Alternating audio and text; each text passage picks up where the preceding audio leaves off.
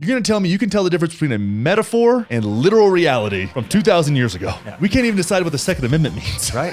Spot on. Religion's something that's very interesting. I'm in a very like kind of inversed way from maybe the way you grew up. And I've kind of been developing this more and more and more. I don't talk about it much, but I want to start talking about it much because I think my approach is an interesting one. And I actually am interested in running it by you more. Yeah. Because I'm truly interested in your take and criticisms on the way that I'm thinking through this. Yeah. Like I'm going to value the way that you disagree with me on this. Cause I want to question it. Like religion's not one of those things for me.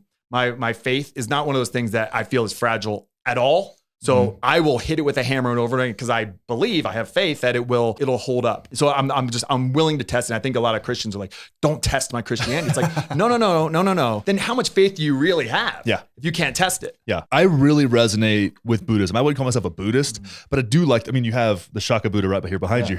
That's one of my fans, Rob painted that for me. One thing that the Buddha said, allegedly, Buddhism was not a fixed practice. It would evolve as the practitioners change and grow and as time changes. And I thought that was very eloquent and very forward thinking. It's like the world will change. The world has changed. The world will continue to change. And that's why it's not a religion. It's a belief system, right? The structure, this practice will change as the world changes. And I feel like that's one of the biggest separators between Buddhism, which again, not a religion, and Christianity, is that Christianity is so reluctant to evolve because of the doctrine of the dogma or how people interpret it. And it's so interesting to me that I can read the Bhagavad Gita or Buddhist teachings and these fables, and I don't give one absolute fuck if they are true or not. Right. But it's like, what do I take away from it? What do I apply to my own life? That's what matters. And that's what Buddhism means to me in a way, And then there's an encouragement to practice. It holds up psychologically, which I really appreciate. Taoism does as well. So when we look at it, and then I look at what turned me off about Christianity, so much of it was like this strict adherence to dogma. Yeah, that Sam Harris talks about that a lot. Yeah. Very much so. And Sam Harris helped me a ton because he's like, spirituality and religion do not necessarily are not necessarily the same thing. Right? You can be a very unspiritual Christian, and you can be a very spiritual atheist, really, in certain ways, or at least agnostic. So that's kind of like my framework on just like the surface level of this thing. Yeah. So I was with you for on that, and then a friend of mine who was a fellow teacher named Jim Dobkowski. He's a devoted Catholic, and I was like, so what is this evolution? But he's also an environmental scientist, and he's a science teacher. So he teaches evolution. I was like, so what's going on here? And he sent me all of this stuff about the Catholic Church and everything, about how they were resistant to evolution all over and over and over again to try. And look, I don't know how much of this is nonsense or true. Yeah. But if it is true, it makes a lot of sense. Is like, we're not going to just blindly accept this. We're going to scrutinize it. We're going to work it out the way that, more like conservatives do. They're the filter. So progressive push all of these ideas. Some of them are wacky, some of them are not. Civil rights movement. There's like Stokely Carmichael. You're like, no, that's crazy. Martin Luther King, okay, you can get in the club. They're like a doorman at the club. You know what I mean? Like, no, yes, okay. They're like the filter for the bad ideas. And the Catholic Church, the way he put it to me was like, they were just filters. I'm not just going to blindly accept evolution. I got to scrutinize it. And now he's a devoted Catholic that believes in evolution. And he's like, because it just took a while for us to kind of sort it out so we don't just blindly adopt the newest fad. And I was like, all right, well, I don't know if that's the way it really played out. But again, if that's the narrative, that makes sense to me. Yeah. Yeah. Well, I don't think that even like evolution it discounts like the mystical. Like it's kind of amazing in its own way. And even evolution, like aside, like human consciousness or just consciousness in general is kind of fascinating, right? And I think that sometimes Christianity doesn't allow you to explore. It's like it explains it all away. But it's like, what about curiosity in like what makes us us? If you were to be critical of Christianity, like what would your criticisms be? And then how have you kind of adjusted to those? So and I'm just new into this world being public with it. So I think there's gonna be a lot of Christians that come after me because even when in private conversations, it's like, no, that's not the way you do it. Okay, it's not the way okay, all right. So I think it's that's the thing is like there's one way to do it. You have to follow it this way. This is what the text says and you follow it this way. It's like John Haidt actually has a great quote from his book. It's that the human brain is a story processor, not a logic processor. So and I explained this to you before, but here's the kind of the way I'm thinking about it is we're in this computer simulation, whatever it is, this is reality. And God, whatever, the creator, the architect of this reality, wants to give us a guidebook for how to do this properly, because who knows anything? So if you're going to make a guidebook for how to do this properly, you have to sell it in a way that people can understand. If the human brain is a story processor, not a data processor, then you have to sell it through stories. Jonah and the fish, Noah's Ark, Adam and Eve. And it's not factually true. It's a story, but the story is telling something deeply true about how to get through this properly. You know, the way I explain it in my class is like Adam and Eve. Like, was that, you know, Adam and then all of a sudden ripped a rib out?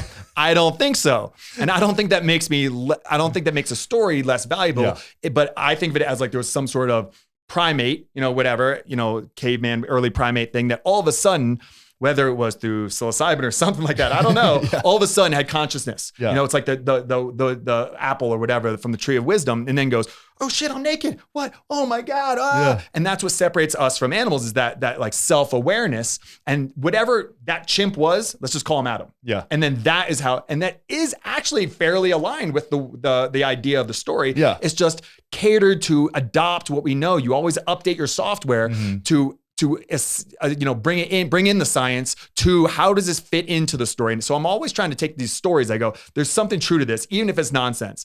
But then how does the science fit in? And I don't know if it's the right way to do it. Jesus, in my opinion, was a great metaphorical teacher, right? The Buddha was as well. I think the Buddha's probably better, but like Jesus had a great knack for that. It seemed like from the New Testament. And you think that 2,000 years later, right? We already struggle over interpretations of the Constitution, which is 10 times younger. Yeah. Right? So you think 2,000-year-old stories that aren't really exclusive to Christianity, and because of them were kind of written like several, maybe hundreds of years after the fact, right? You're going to tell me you can tell the difference between a metaphor and literal reality from 2,000 years ago. Yeah.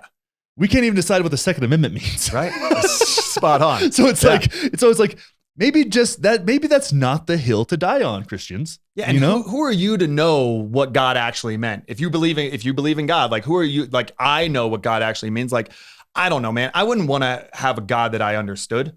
You know, like I don't like it's too advanced. Like there's so much we don't know about the human brain, about the universe, about never seen an electron. Like I don't like this is complex stuff. It's like trying to explain Wi-Fi to your dog. It's like I can't compute this. You know what I mean? It's like trying to explain Wi-Fi to your dog. Like your dog's exactly, and that's part of the beauty. Like if you could comprehend the meaning of life or like all of reality, you'd be overloaded. We don't have the level of consciousness to be able to do that.